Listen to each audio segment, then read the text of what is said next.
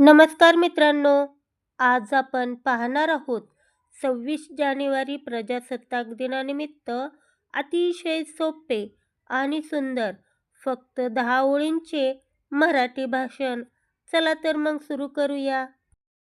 सर्वांना माझा नमस्कार. माझे नाव दीपक आहे. आज 26 जानेवारी आपला प्रजासत्ताक दिन.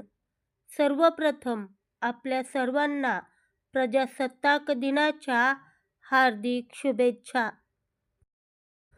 15 ऑगस्ट 1947 रोजी आपला देश स्वतंत्र झाला, पण खऱ्या अर्थाने प्रजासत्ताक आजच्याच दिवशी झाला. 26 जानेवारी 1950 रोजी आपल्या देशाचे संविधान अंमलात आले.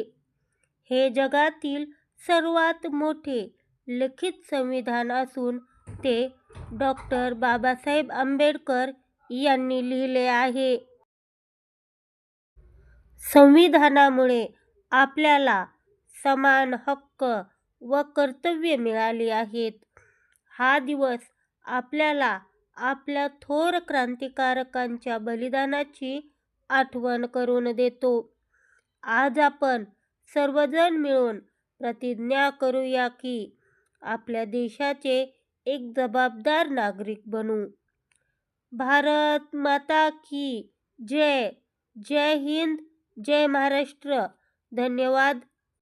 मित्रांनो, अशा प्रकारचे नवनवीन शैक्षणिक व्हिडिओ पाहण्यासाठी आपल्या चॅनलला आत्ताच सबस्क्राईब करून ठेवा.